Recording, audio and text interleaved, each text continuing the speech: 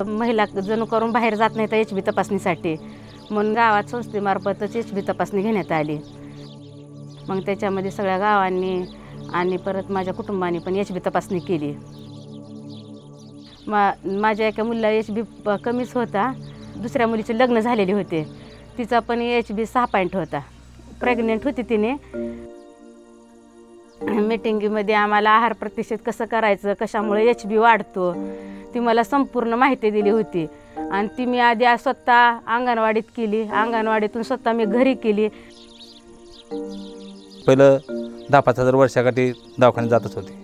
मी माझ्या स्वतःच्या घरच्या मल्टीलेअरमधले हे सगळ्या पालेभाज्या खायला मी स्वतः घरच्या शेतातल्या देत होते. त्याच्यावर सेंद्रिय शेतीमध्ये गांडूळ खताची शेती होती माझी आणि दशपर्णी जीवामृत करून त्याला फवारणी केलेली होती.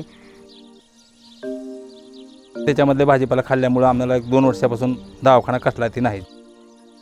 त्याच्यामुळे ती विषमुक्त भाजीपाला खाऊन तिची एच-बी वाढली.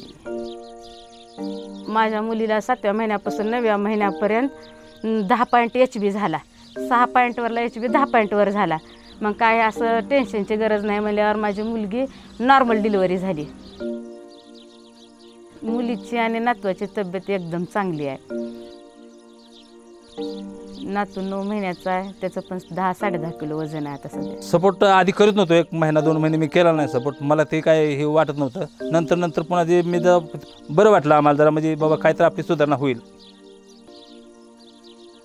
आता ही आपल्या लेकरावासाठी तरी आरोग्याची हीच आहे. आणि जे मला शिकवलेलं ज्ञान आहे ते कुठेही मागं पडणार नाही, म्हणून मला त्याच्यात आवडच निर्माण झाली.